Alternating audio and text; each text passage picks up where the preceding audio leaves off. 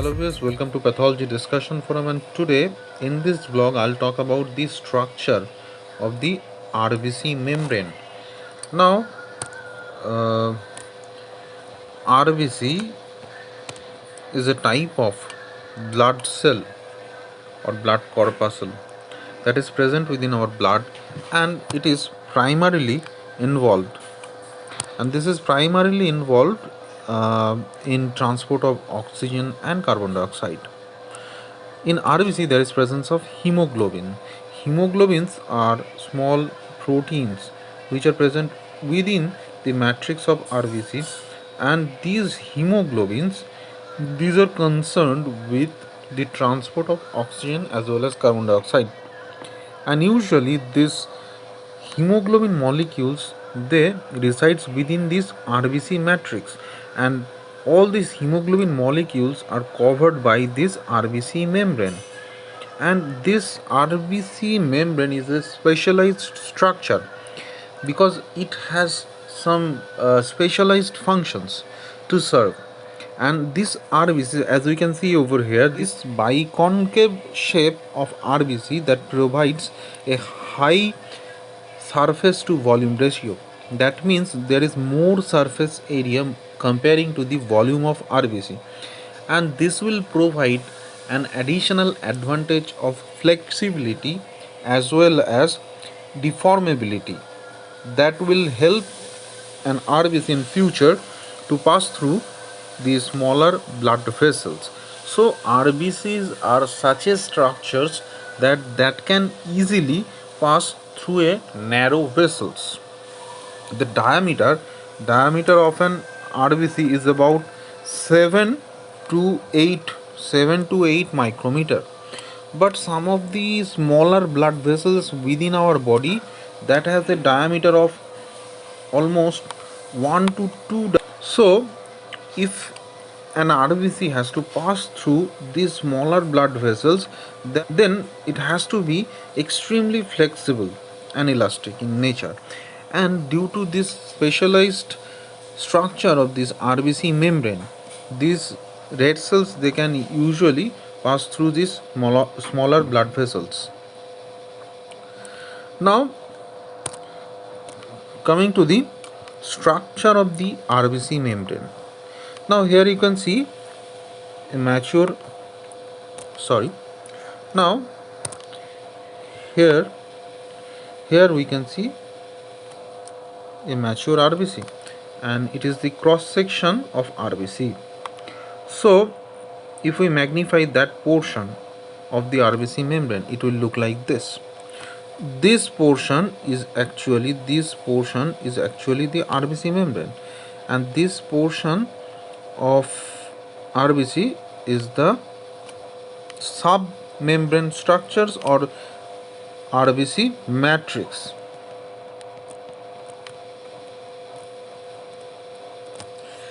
So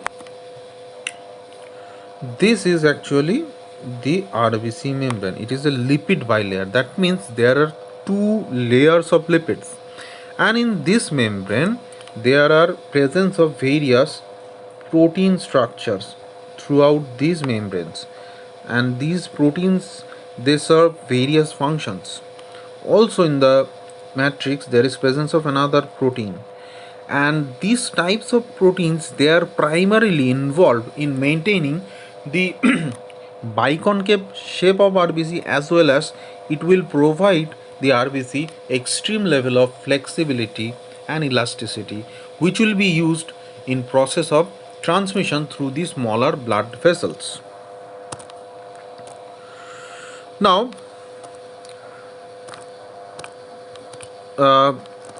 in this picture we can see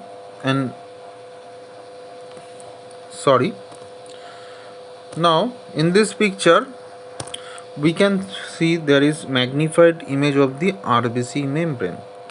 So here you can easily appreciate that it is a lipid bilayer. There is one layer of lipid and this is another layer of lipid.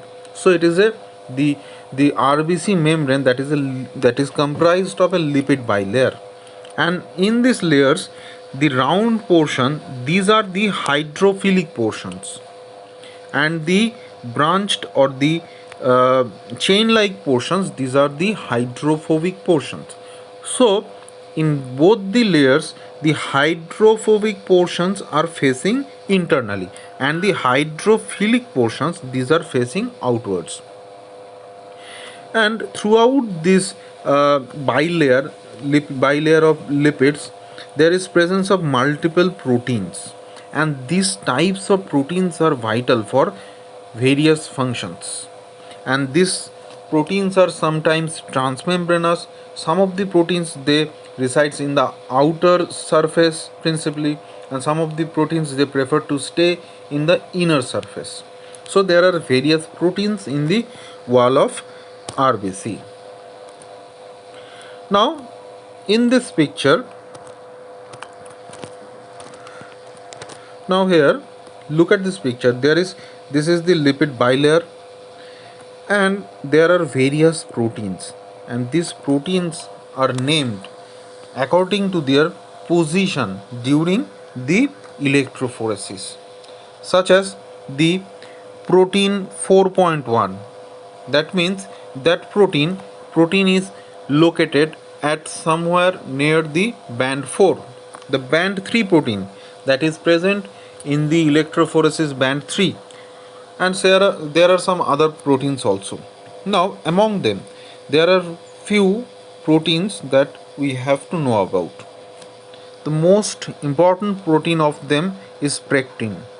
Spectrin is a helical protein, and it is comprised of two subunits, alpha and beta.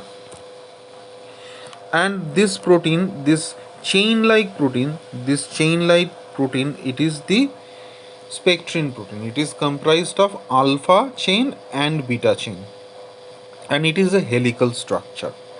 And this is the primary protein in the formation of red cell cytoskeleton, and this is primarily involved in maintaining the biconcave shape of RBC. Now this cytoskeletal protein, this primary cytoskeletal protein or spectrin, this is attached with the various transmembrane proteins at various places. Here we can see there is attachment of the spectrin with the membrane. Here we can also found there is attachment of the spectrin with the membrane.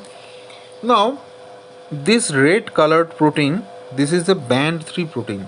It is attached with the spectrin with the help of another green colored protein. This is known as ankyrin. It is one association. There is another association here, this oval shaped green colored protein, that is glycophorin C.